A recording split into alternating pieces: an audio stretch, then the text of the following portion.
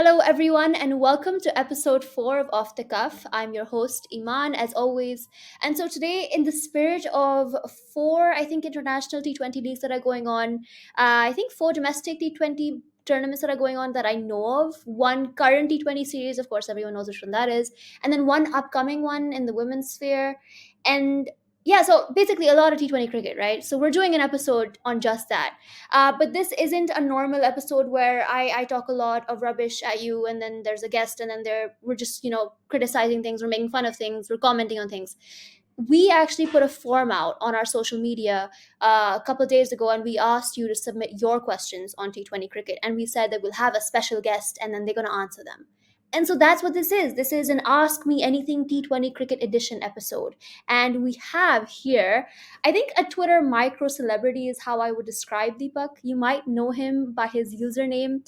It's at Dweepley on Twitter. I was recently pronouncing this as Dweeplaya, which is a completely normal human mistake to make. But anyways, you'll know who he is. We'll link his profile. If you don't know who he is, you might be living under a rock on Twitter. I'm sorry, but please follow him. He's very smart, and that's why we have him here. Deepak, hi, how are you? I'm great. And I think I learned this about a year and a half ago. I think the appropriate term is niche internet micro celebrity. And it's like it's like in your very particular niche. And yeah, that's kind of true because yeah, I don't know. I've built up quite a following even amongst Pakistani supporters and in Yeah, Pakistan. Because initially I used to just comment on or rather I was very clearly an Indian fan, but then I think it's because I just follow all kinds of cricket, and so yeah, probably my takes, like I give my takes on all kinds of cricket, and also that I'm not like one of those more toxic kind of fans who's like more into the rivalry. I'm yeah, more into the sport itself. So yeah, I think that's why yeah, I've built a niche of yeah. my own. Yeah, no, I mean, I feel like there's only a handful of people that I can name that are as unfailingly objective as you are. And the bias creeps in. I think everyone knows where you stand when it comes to Bumrah and a couple of other players, but it always creeps in some way or the other. But it is most of the time, I would say 99.9% of the time, unfailingly objective. And if I was an Indian and if I was a massive fan of Bumrah, I would say 100%. It's only because I'm a little bit resentful that I'm taking away the 0.01 there. But anyways, what we're going to do today is I'm going to rattle off a series of questions at you that we've been Mhm. sent in by people who watch Off the Cuff, maybe, or just follow our social media, don't know what Off the Cuff is. And you're going to answer them. Sound good? Yeah, I don't mind being put on the spot. Well, I actually do mind, but I don't mind this time. Awesome, awesome. Okay, so we're going to start with the age-old question on T20 cricket. Please explain under 5 minutes. This is a request from the person asking. What Does is it an specify anchor? under 5 minutes? Under 5 minutes, because he knows you might go off. What is an anchor, and should an anchor play in T20s or not? What is an anchor? I don't want to get too philosophical with it. So I'm going to try and define it sort of like mathematically in this sense. Okay. So what an anchor essentially is doing is in the initial days of T20, they teams used to think that, and still do, quite a few of them, that 120 balls is still a fairly long amount of time.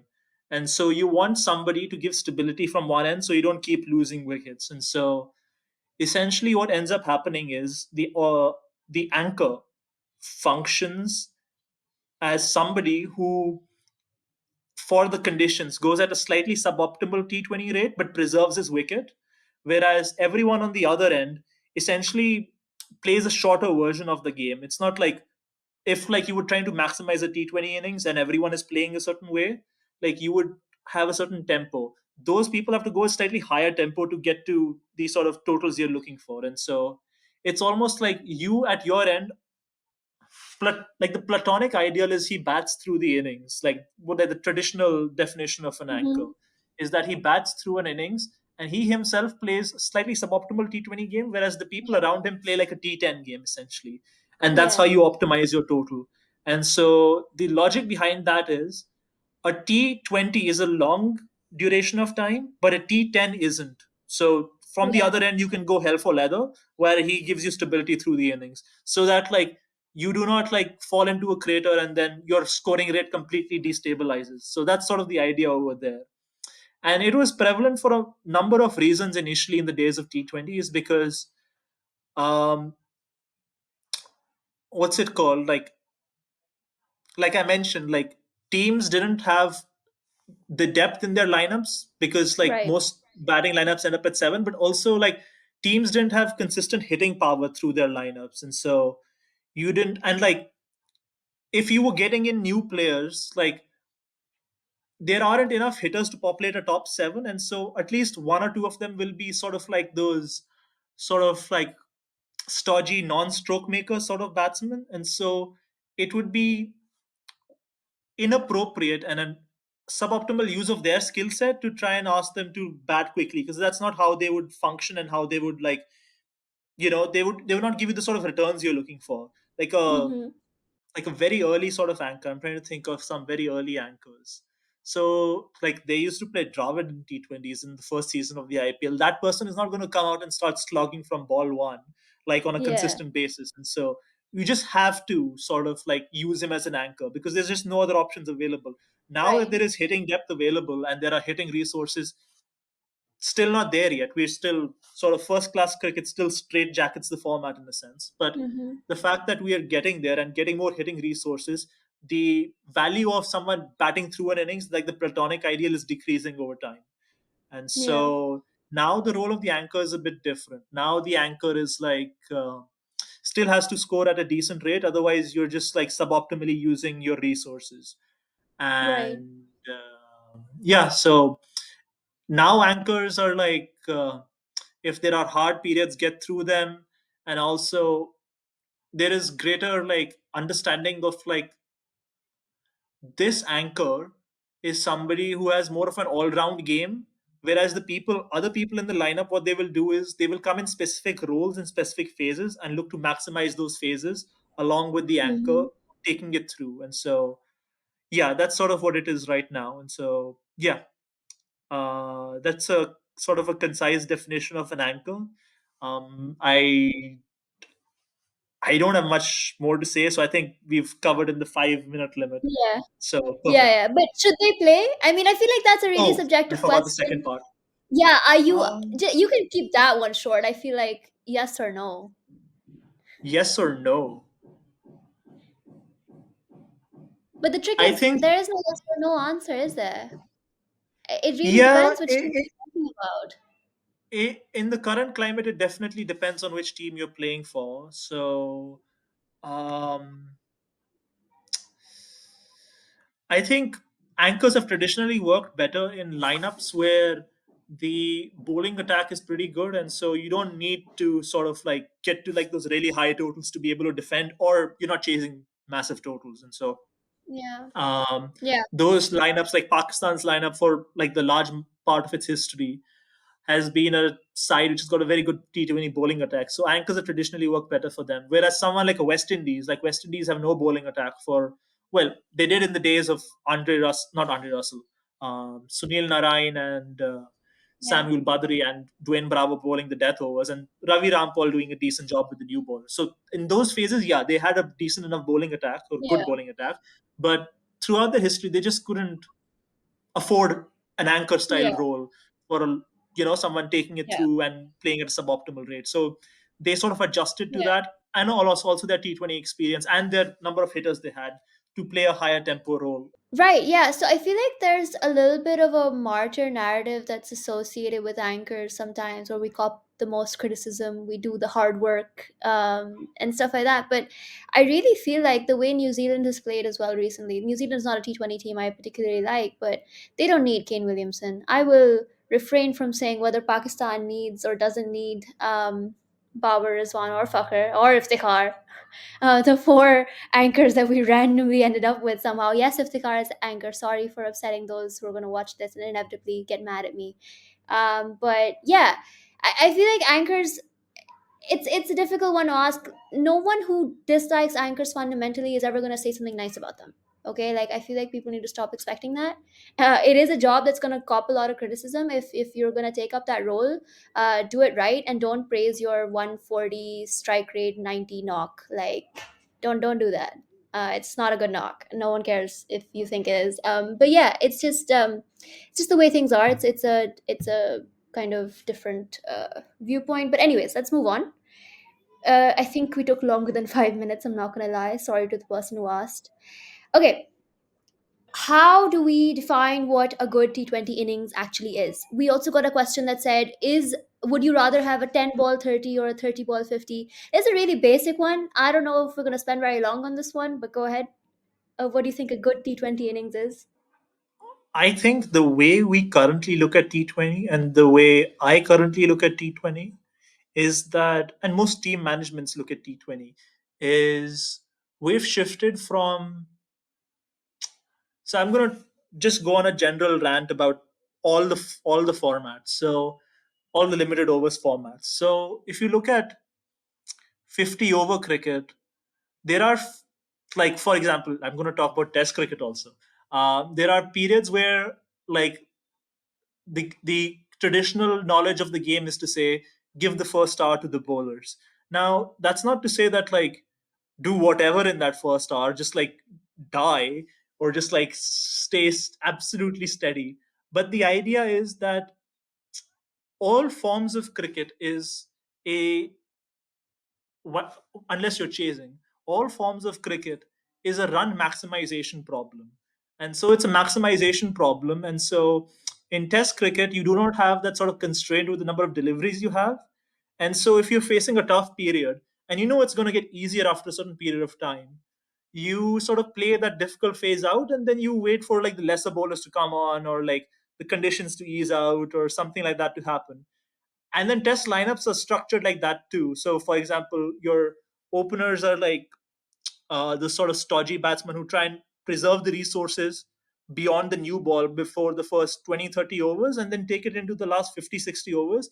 And then you notice, like, ideal like lower middle order batsmen are tend to be very quick scorers, because their job is essentially to optimize that 30 to like 80 over mark, and so get as many runs in that phase as possible. And that's actually one of the reasons why baseball does well, is Hmm. because it maximizes that phase like even beyond what like other teams do, because everyone goes at that rate. And so that's how Test cricket generally maximizes its thing. Now in ODI cricket, what happens is that is also how teams view it is as a 50 over maximization problem. And so you're maximizing over the entire 50 overs, and so you're not going to maximize the 20 to 30 over period or the 30 to 40 over period. You're maximizing for 50 overs. And so you view it like that. And so you don't mind giving phases where like you're like, okay, like I can give this phase to the bowler. I will make up for it at certain points of time later. Because it's a long enough period and there's enough scope to make up for it, and it won't hurt you much. And also, if you go to maximize every phase, typically you will end up losing quite a few wickets. And Yeah. so you cannot go about doing that. And so um that sort of thing, and this will loop around to what I will talk about T20 cricket also. The sort of phase maximization of 50 over cricket is something that Owen Morgan's team did for a duration of time, because they had the sort of refined deep batting resources up to 11, and they could afford to lose those wickets, whereas other sides can't do it. So that's why 50 overs works like that. Yeah. And so Test cricket is an open maximization problem. 50 overs remains as a full innings maximization problem, whereas currently T20, looping back to what I was starting with, how it's currently viewed, T20 is best seen now as a phase maximization problem. You maximize the power play, then you maximize the sort of like when the spin comes on, generally the wrist spinners come on between the 7 to 9 or 7 to 10 over phase. And then the middle phase where sometimes like hit the deck fast bowlers come back in, or like the main fast bowlers get an over or two spell. And then you have another phase where the wrist spinners generally bowl out before the death overs come in, and then the death overs. And so you sort of have those maximization problems, and you break it down into like phases and you maximize those phases. And you can see this in various particular ways that teams are constructed. So it occurs both at the construction level and at the actual play level. So teams went from being, like we were talking about, anchors. looking Yeah. at it as a 20 over maximization problem. They saw that 20 overs is too short a time to just be like looking at it as like a whole innings maximization problem. You have to break it down into, or like you have to start maximizing smaller chunks. And Right. so they went from like an anchor takes it through the inning sort of thing to now you have number the openers come and like at least one of them is looking to maximize the power play. Then your number three and four are like spin or like are able to carry that momentum beyond the power play and have post power play strength in terms of clearing the boundaries. Hmm. And so, for example, Yashasvi Jaiswal could not bat at three or four because like he doesn't have the sort of like range outside the power play Yeah. to score quickly. And then sort of like your number four and five have like hitting ability against spin. So you have to maximize all of those phases. You can't have like a long enough phase because in ODIs, you can have like the 10 to 20 over phase being relatively quiet and you won't be penalized for it in terms of losing the game. Like the probability of you winning won't plummet down. Whereas if you have even one phase in a T20 innings, which is relatively quiet, you're just done because other teams will not have that quiet phase and also have the hitting power to match whatever hitting power you have when you preserve your resources for the later periods. And Hmm. so it becomes sort of a phase maximization thing, and you have construct your lineup so that like I mentioned, like numbers one, two, three, Yeah. four have skill sets to maximize those phases. And then once you're actually playing the game, so for example, this is what like good modern anchors do. So for example, a good modern anchor, if he sees that like the matchup is something where he is not particularly good at clearing the ropes against or not particularly good against accelerating against, he will look to give strike to the other partner. Right. And this is where the team management, the first part comes in, is to ensure that you're pairing up people who are sort of like simpatico in there's like a sort of synergy in the skill set so Yeah. that the other person can take on the lineup. And so that's how it's structured. And yeah, and so I think the initial question is, what was a good T20 innings? A good T20 innings is someone who understands how to maximize each of those phases and is going about doing that. So for Yeah. example, if you have somebody who is and sort of given the sort of wicket preserver anchorish role, he will take on in the phases where like suppose the spin hitters at the other end, he will have suppose a hit the deck bowler come in, he should generally go relatively quicker against that, and then the spin hitter can rotate strike to give the spin hitter more strike against the spinner. And Hmm. so those sort of things will play out. And essentially someone who looks to maximize each phase but is also somebody who is has the wherewithal to understand if the person at the other end is not able to complete his role, Yeah. that he from his end will try and compensate. So for example, trying to look for examples of this. So one famous example of this was the 2022 T20 World Cup semi-final when India played England, and Rohit Sharma was given the aggressor role, whereas Virat was the more take it through the innings, kind of like preserve your wicket role. And now what ended up happening was Rohit Sharma was not able to execute his role. The partner at the other end should not be caught up in his role entirely and Yeah. has to sort of make up for it and ensure that the phase does not go completely unutilized. Right. Unfortunately, on the day, Virat was not able to do it, but yeah, so those are sort of examples that come to mind. And Yeah. sorry for using Virat's example. No, that's That's just the okay. most prominent one that came to my head.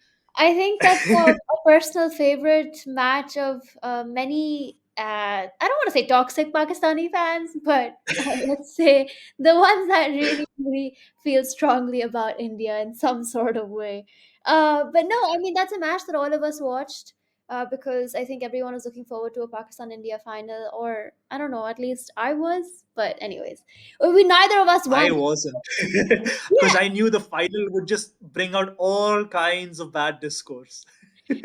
Yes, but it would have been better than what happened, which was articles coming out about how England saved white ball cricket and how Pakistan's Kudrat was up against England's analysis. It was very like, I mean, you could write a lot of colonial, post-colonial thought papers on those terms. I mean, Pakistan India, even when it's ugly, we keep it really. old school. We don't bring jargon. We don't bring intellectualism into it. Like, We don't couch our sort of our lesser tendencies in like fancy speak. exactly. We say it like it is. Which I don't know if it's better, but I mean, it feels a instead lot of better. saying instead of saying his intent wasn't pretty good for that phase of the innings, it's like jigra nahi tha bhencho. Yes, exactly, exactly. And then Yeah, we don't get published, for saying all that stuff. We get called yeah. trolls. Right. Okay. So I do want to ask about, well, this is relevant, I guess, to India's most recent exploits and then Pakistan's as well. We got a question about that says, why do Rinku Singh and Yashavi Jaiswal type players do well from their debut, while Pakistan players, I'm assuming they mean Saim and Azam, take a long time to succeed? So why does that happen? And I guess this also ties into another question, which was about the difference between league cricket and international cricket. So how do you want to answer that one? The difference about like why some players have a harder time adjusting from league cricket to international cricket. Yeah. I mean, Oh there's yeah. this theory that So it's, yeah, sorry, it's just, there's this theory that it's harder to do well at international cricket. It's a pressure that comes with the international role. But, feel free to answer this however you want. I used to completely disregard pressure. I don't want to completely disregard pressure these days because I saw a bit of it in like the World Cup that there are some effects, but I don't think that's anywhere close to the primary reason for any sort of like discrepancies over here. So, so for first, the thing is, um, these players tend, especially with Pakistan, is they tend to bat like we were talking about phase maximizations and all of those sort of things, knowing the player's strength and like sort of like playing in partnership and stuff like that. A lot of these players, so for example, Azam is playing out of position. And so that forces them into corners where they're supposed to adapt a way in which they're not able to. So this is like about the anchor point earlier. You can't take someone who's completely defensive and make him an attacker. So, for example, you can't take a spin hitter and make him a last 4 5 over Yeah. maximizer, sort of like that, or for pace hitter of that kind. And so, those sort of like um, dislocations from your ideal role does not help in some of these cases. And the other thing is, I think there was a the initial question was about a difference between why some Indian players are doing better and some Pakistani players are not able to make that Yeah. transition. Is because the thing is India's batting resources are also deeper, and so what will end up happening Right. is players will end up getting selected when they're generally a slightly more rounded, and so or more complete games, and Yeah. so Pakistan will end up playing slightly more raw players. And Right. so this used to happen, for example, with India's fast bowling. So India's fast bowling used to have very raw bowlers. Like this guy just has pace, or this guy is good in the new ball. This guy swings it, but he doesn't have control. Stuff like that. So India is debuting more their batsmen are at a more complete stage than Mhm. Pakistan is. Pakistan are still sort of in that sort of learning phase and growing. Whereas, for example, like even within India, so for example, uh, Tilak Verma recently has had a slightly harder time because his game against like shorter and back of length bowling has been found out a bit. And so he's not completely. So that is somebody who's very young and has picked on sort of potential too. And so his game sort of is in like development over there. And so he was found out a bit. South Africa may thoda sa found out hua tha. Recently, thoda sa. In fact, it had slight effects on his intent, also bringing it down because he wants to sort of find his feet in the format and in international cricket generally. Whereas somebody like Rinku Singh, I think, was mentioned. Now, Rinku Singh is like 25, Yeah. 26. He's first class average of 50 plus. And so he's a very developed batsman, more rounded. And so Right. he's able to face more challenges and succeed better. And so he's taken to international cricket quicker than like someone like, um, what's his name? I just said his name. Tilak has currently. And so those sort of differences are happening between India and Right. Pakistan.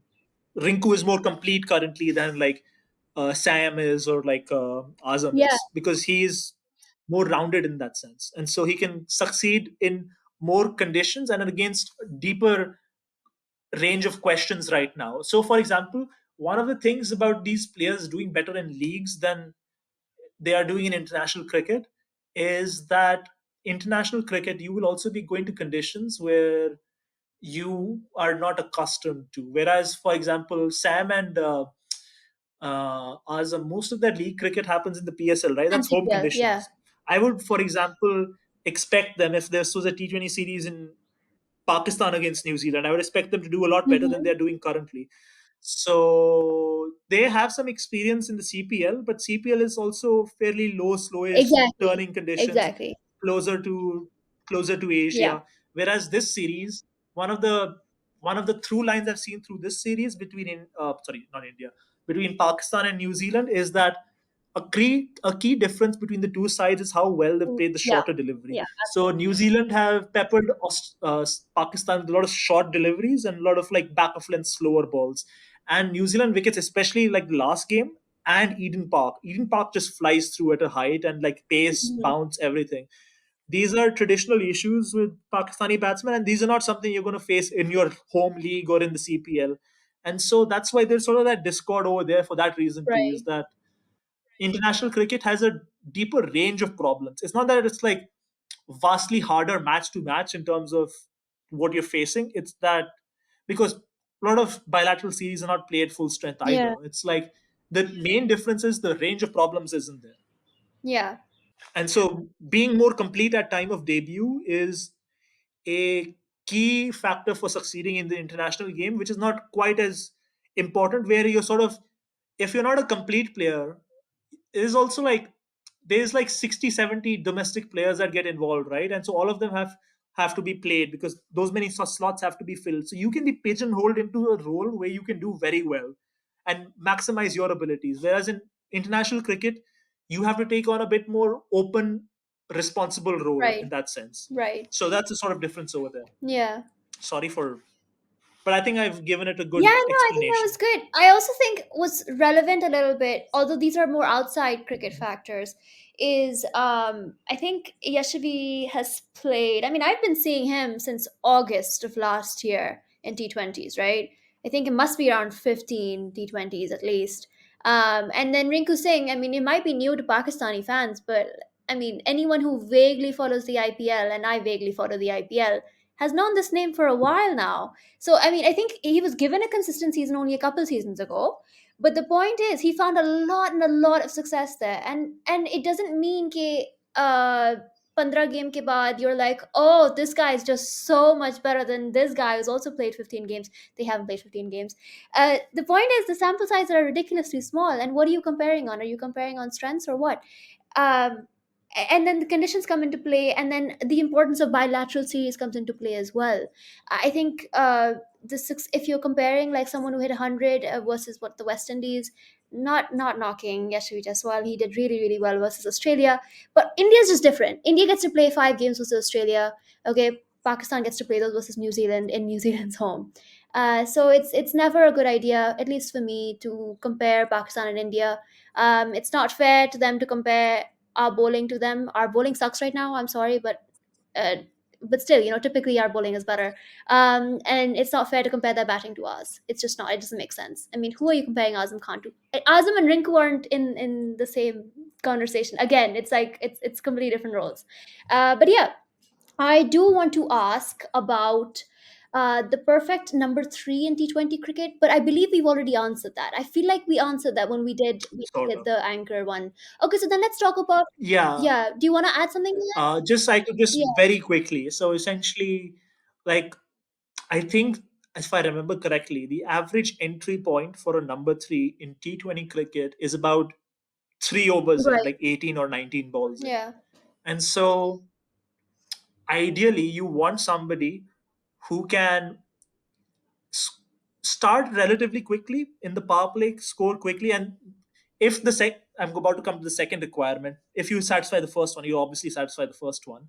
So the second requirement is someone who can maintain the sort of scoring rate as soon as you exit the power play. So you right. don't want the sort of 7 to 8 or 9 over mark to suddenly be a lull. Like I was talking about, like phase maximization. You Yeah, don't want that phase to go dead quiet. So when the wrist spinners come in or somebody, you don't want it to go dead quiet. And so like the old sort of notion of like number three taking it deep sort of thing is you want him to be doing this particular role rather than like sort of taking it deep. You don't want to view T20 in that sort of like innings maximization thing anymore. And now other skill sets like your, now obviously it depends from team to team also. It's like this is generally the ideal for it, but you can see from team to team, like you, if you have like very aggressive openers, then you want someone who's more stable because he could be coming in very early or something like Mm. that. Or like if your openers are very stable, you want your number three to be a dasher, like that. Like those sort of nuances will come into play. But so yeah, someone who has power beyond the power play, so that like, and hopefully someone who can sort of has a decent enough game starting and like hitting against spin, Yeah, so that that sort yeah, of phase can be maximized. yeah, And just a couple more points. And so so for example, other factors can also be helpful, like an ability to play movement, yeah, but that's not absolutely necessary. But because you could be coming in earlier than the 18 ball mark, right? You could be coming in against like a hooping ball. So for example, someone like, I'm trying to remember an example of this. Riley Russo at the last T20 World Cup for South Africa is someone who doesn't play movement particularly well, and he was batting at number three for them. And he's someone who immediately after the power play can keep up the momentum, and at the end of the power play yeah. keeps the momentum. And so he's an excellent fit in most conditions. Right, Only at very extreme conditions, like we found at times in the last World Cup, is where he would be found out against movement, like he was at Perth right. against India or some other places. And for example, in the games where there was no movement, like at Sydney against Bangladesh, I think he just smashed it. And Yeah, so yeah, those sort of things. So additional skill sets like playing movement or those other things are ideal things to add on to a T20 number three. right. But that is just the crux of it. What I would say is like the baseline requirement for it. Yeah. Yeah, I think again conditions play a really important role, and I'm thinking of Multan Sultans and how previously Rousseau's success at the PSL is. I mean, it's probably one of the best foreign batters that we've had in the PSL, and it's because Shan Masood and Rizwan would protect him from that beginning, even if it was like Lahore Qalandars and Shaheen was threatening in the beginning, and all of that was happening, and no matter how slow or fast they were going, Rousseau would just come out at a later stage, be able to just smash it and then win them games, really important games, except the final, of course, single handedly. But yeah, no, so I thought that was really interesting as well. And sorry to Multan Sultan fans for watching this. That was necessary. I couldn't resist it. Okay, I do want to talk about T20. We've talked about T20 versus Test versus ODIs. I want to quickly ask you, we'll bring in T10 into this as well. Why do people assume that T20 is a lesser format than Tests? And the person asking this question has added, if taking wickets with red ball is a skill, then choking a batter is a skill too. And is T20 a different sport compared to ODI and Tests? And if that is true, then where does T10 stand? So that's a lot. It's a lot of questions. I think we can go a little bit philosophical here. Feel free to do that. But yeah. So how I give me a second. I'm trying to process all of these Sure, that was a questions lot. I'm simultaneously. sorry. No, no, absolutely fine. I can answer this. I think we've already talked about how different like innings can be Right. viewed from different formats generally, like what the Yeah. general modus operandi to view those formats is. And so, like I'd mentioned, Test cricket is like an open maximization problem. Right. 50 overs is sort of like a innings maximization Right. problem. And then currently T20s is seen as like an a phase maximization Yeah. problem. And then T10 is T10 cricket, T10 is currently and obviously will always be a event maximization problem. So you're trying to hit boundaries almost of every ball, right? It's like it's not like is phase me ye karenge, is phase me ye karenge. Nahin, you just have to go out and smash it over there and try and smash every ball. And this is what a lot of hipsters of like the T20 format want the T20 format to already be, but it's not currently in that phase because um, what's it called? The resources that we have currently in T20 cricket aren't aligned with that because it's still all of our grassroots and first class structures are all first class structures. There's like they're like geared towards the longer format games, and so sort of Right. developing techniques in that way. And you want players to be all format players, at least from the grassroots levels, Right. and at the domestic level. And so the first class game and the longer formats game is sort of straight jacketing T20 at the moment. Right. It's not creating perfect T20 cricketers, and it's not going to like that sort of platonic ideal that like a lot of hipsters want. Because if suppose T20 existed on its own as a sport from the inception of time and did not have any other formats to it, it would be played very differently. It would also be sort of tending towards the event maximization thing that we have in T10 cricket. But Mm-hmm. because, for example, hitting power still and dries out at number seven for most sides, you cannot view it as like an event maximization problem yet. You still want to Yeah. see it as a phase maximization problem. And so that sort of transition will occur over a long period of time between T20 going from a phase maximization problem to an event maximization Right. problem. But if it does not get completely straitjacketed, that will likely happen at some stage deep Yeah. into the future, because you've already seen this happen with ODI cricket, as I mentioned earlier, with Owen Morgan's side. There was a transition that they made from like an innings maximization problem to an a phase maximization problem, because they had the batting depth and resources to change the psyche of how to view that problem. Whereas we currently, most sides do not have the resources to change that psyche within us. And so we just have to be with that sort of thing. And so that's about the formats. What is the question about the formats again? It was like, It why was, is yeah, it was T10 more different and of, T20 is a different sport from the other ones? yeah, but I'm more interested in the, is T20 a lesser format? Ah, yeah. So is T20 a lesser format than Test cricket? What I will say is, I think the question was structured like, why do experts think Yeah. that Test cricket is superior to Yeah. T20, right? Yeah.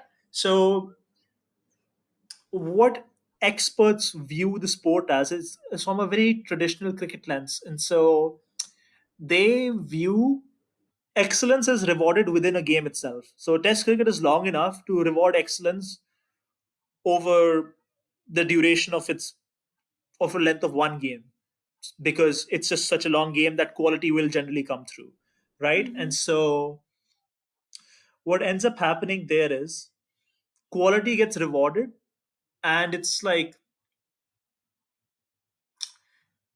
there are, if you execute properly, you will over a duration of game get the results you sort of deserve. Right. Whereas in T20, it's like it's a lot of randomness over there. And so there is not an immediate sort of like validation of excellence over there. Right. And so you could bowl a perfect Yorker and it could squirt away for four, and then, or it could happen three times in a row, Yeah. and you sort of get penalized for it, and your team loses. And it's like Test cricket fanatics put a lot of weight into that, and they say like, oh, like there's not much skill involved over here because random things are happening for the batsman, and the bowler is not getting rewarded for it. And so you T20 has to be viewed as a bulk format. You have to view Hmm. excellence not coming within a game itself as a general sort of thing. Yep. It's like over 20 games he had an economy rate lower than like the match by like 2 runs per over or Yeah. something. Instead of he had a 40-run game despite bowling very well. And so those sort Right. of things happen because Test cricket fans are sticklers, and like old cricketers are sticklers for like the better team winning or like Yeah. those sort of things and that quality coming through. The other reason that they would find it better is because, and this also relates to the bulk point, is because Test cricket challenges your fitness for a long period of time, and you have to come back for spells and keep doing that.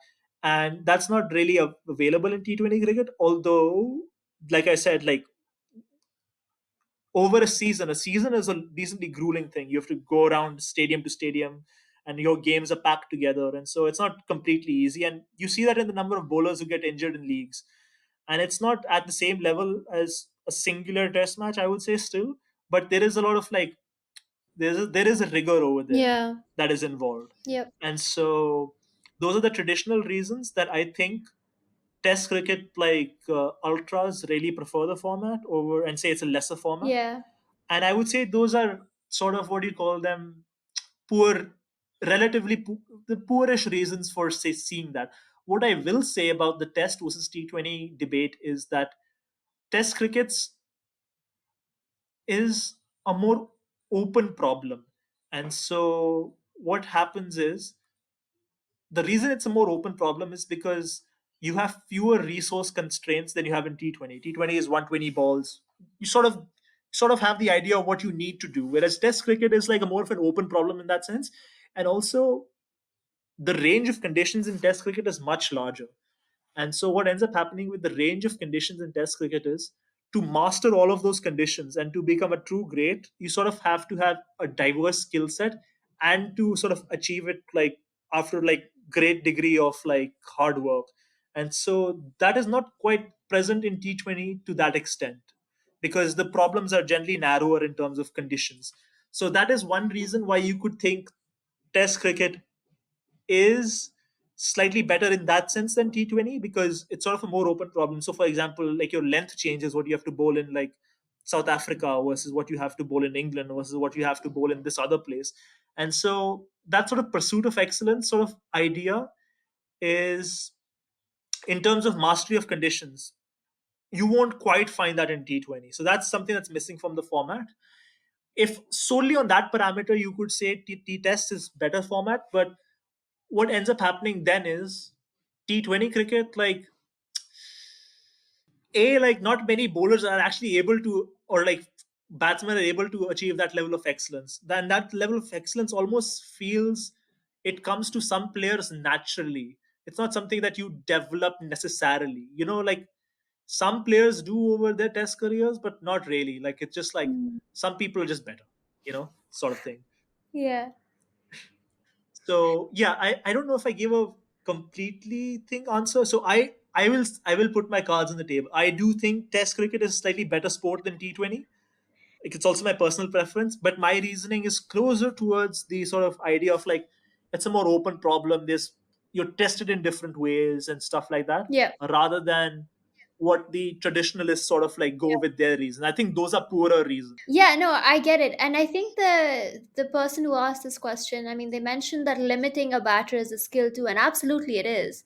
But more and Yeah, more we're realizing in the limited over formats, I wouldn't say bowlers are it's not irrelevant. possible. Yeah, I wouldn't say Yeah, that, but it's not possible to limit them. You can praise those spells, but they're better suited in a test cricket game, and they're probably going to produce something useful in a test cricket game than anything else. At the end of the day, we're going to ooh and ah over the 10 ball 30, and that's what's going to win. Sorry. But yeah, and I feel like anyways, I think you've gave a really, really good, interesting answer, to be honest. I think we can ask yeah, one. and you can see it actually. Yeah, go on. So for example, earlier good bowling could be rewarded. For example, like hard lengths used to be really hard to hit, Yeah. or like those sort of back off good lengths used to be really hard to hit. But now you have batsmen like Daryl Mitchell. If you looked at his numbers against hard length and back of length balls, you'd be like, what do we bowl to him now? Yeah. And that's sort of the thing keep on happening, is hitters will keep getting better, and your sort of margins for what you can do will keep shrinking. And so it won't be sort of like you executing something and getting the reward for it. It'll be you having an absurd skill and helping you avoid punishment. So, for example, I don't want to take Narayan, he chucks. So, for example, that's his special way of avoiding punishment. But for example, Rashid Khan has an absurdly like hard action to pick, for example, and it's like the perfect like lengths, like 5 to 6 meter length and high pace to bowl. And then Bumrah, who has like an absurd action which gives him immense like lift on the ball, which is a physical concept that I don't want to go too deeply into explaining, but like he's very hard to hit because of that. And so it goes away from like the bowler irrelevance point you brought up. It's like good bowling is sort of like the range between outcomes for bowlers has reduced. So like a very good bowler and like a sort of mediocre bowler, like their outcomes over a season has reduced somewhat over the history of T20. Whereas the ones who are really standing out and the only ones who are surviving in the current atmosphere and giving like value to the team, they generally have some like sort of absurd skill set to them, which gives them the sort of advantage to escape punishment, like Bumrah's action, or like Rashid's sort of like mystery in that sense, mystery, or what Malinga's like bowling action used to do for him. It's like those excellent bowlers who hit those lines and lengths and limit them without those sort of freak attributes, Hmm. like those are dwindling in terms of like their impact on the game. And so bowling is becoming irrelevant in that sort of sense, that like now it's a freak show, it's a menagerie, in the sense that you need to have those sort of absurd skill sets to stand out. Yeah, no, I think that's put really well, to be honest. And I feel like that's one of the reasons I struggle with the format as well, is because I don't always. I mean, fine, you can love and appreciate and cherish the really absurd bowlers, but I just don't want to see everyone else being donked all the time.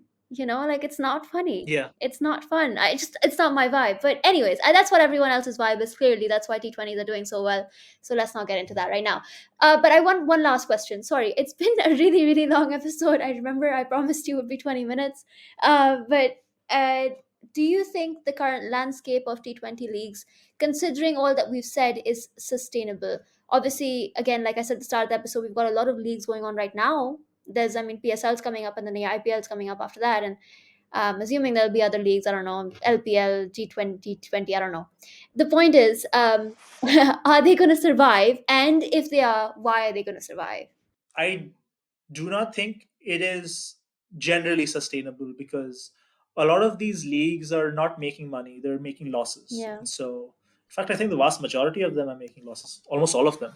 And so, what is key for a league to be successful is a strong home audience. And Mm. so, um, most of these leagues have either, so for example, I take the ILT20. The ILT20 is something that I don't see being sustainable for too long a duration of time, because I don't see it having a large enough UAE market, or being able to, get too much value out of them, even otherwise, because I don't think they're doing a good enough job marketing it to them and stuff like that. So, um, yeah, so if you do not have a strong enough home base, in the sense that it is engaged with it and is strong enough financially to be able to give you the sort of money required, the revenue required to be able to stay afloat, then everything else is moot, because like foreign audiences can only help you so much. It's about the home audiences, and a lot of these leagues have ended up relying too heavily on India. So, you know, just that sort of thing is not sustainable in the long run. Mm. So, for example, something like an SA20, that seems like something that is fair, can be fairly Yeah. sustainable, because you can see how much it's connected to the home audiences. The home audiences is fairly passionate. It's decently large enough, and so, and it can expand hopefully. And so that is something that is going to be more sustainable, hopefully, with good administration, which does not start making mistakes, and it like sort of stays the current course it's on, and does not start doing ultra fancy things, or doing what the BBL initially did and becoming too long and bloated and doing stuff like that. It's just like it has a well planned sort of path in front of it. Then that is something that can be very sustainable. And what's also helping the SA20 is private investment. And so, Right. private investment from like the IPL owners and from Yeah. those franchises. And so, that sort of money flowing in is very important for each of these leagues, especially in this current environment, because all of these leagues, another reason why they're unsustainable is because they're competing with each other, they're eating each other up. Right. And so they're eating each other's audiences up, they're eating each other's players up, they're doing all of that. And so what can help you stand out in that sort of like environment is the money to get better players in. And once you get better players in, you take away the resources from the other leagues in terms of players, and you also get the eyeballs then consequently, because you Yeah. have the better players, right? And so then it's a cycle like that. And so that's why private investment really helps in that situation. And so SA20 has those two things going for it, whereas for example something like the BBL doesn't have private investment going for it.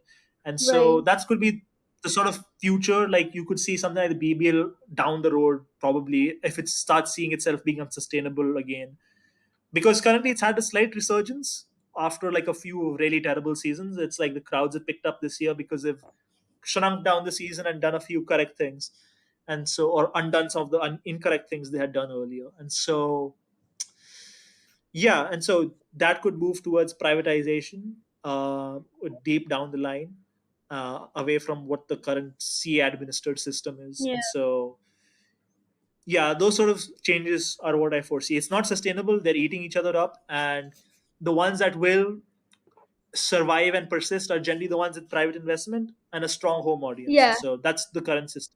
Yeah. I mean, where do you think the PSL, or even, I mean, I think the PSL will still survive just because we don't have a lot of investment, but the home audience is so strong. And then relatively, it's just the audience really gives a shit about PSL. But what about like BPL as well, like LPL? I mean, I don't know about LPL, but what about those as well? LPL comes and goes. It's not even a sustainability thing. It's like a light flickering on and off. It'll come, I it'll don't go. know It'll come, what it it'll is. go. It'll come, it'll go. So, um, yeah, the LP. I don't even want to talk about the LPL. It'll come and it'll go. Because they'll even if the LPL fails, the thing is with the subcontinent nations is that even if one of the leagues fails and is unsustainable, it'll keep coming back because the home audience is so passionate that they'll want some sort of league of its own.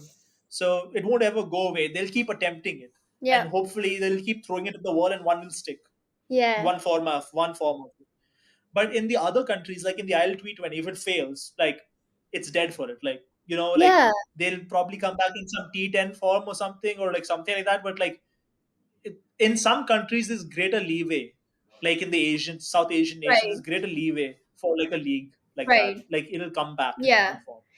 I also feel like, And oh, I'm sorry, the PSL point, yeah, yeah, go on. about the PSL point, one thing that helps the PSL point is that it's not competing quite as much with the other leagues as some of the other leagues are. The other leagues are earlier in the season, and more importantly, whatever I've heard about the IPL, and it's like the lengthening of the IPL or an IPL 2 happening or something like that, like a second season within a year or something like that, or like a special competition, they're expanding downwards into the season. So they're expanding into like May, June, or something like that, and they're eating up the English season, or they're eating up like the West Indian CPL season or something like that with the second tournament. The IPL is expanding down into the year. It's not expanding further back into the year, and so it won't ever, at least from what we hear, it's not going to encroach on the PSL. That's going to help it Yeah. in the sense that it won't be competing in the PSL. One, if the PSL was organized later in the year and the IPL started competing with it, then it's game over. Like Right. then it just takes all the players away and everything happens. So that's something that will help the PSL in that Yeah. sense. Yeah, I mean, I think that I mean, the way I see it, again, I'm not a big fan about league cricket, probably the wrong person to even comment on this. I Uh, hate it. but yeah, Makes my toes curl. but yeah, I mean, I feel like I love the PSL only because it's like, our league, nationalism, and that kind of vibe comes into it. But when you bring in women's cricket, though, it's entirely different. I love every women's cricket league. I hope all of them prosper. I hope we see many, many more come. But yeah, I feel like the PSL will survive. I think the scariness, and we saw that in a few questions that we got as well. I think one person was like, if IPL owners start buying franchises everywhere, will Pakistani players not be picked anywhere?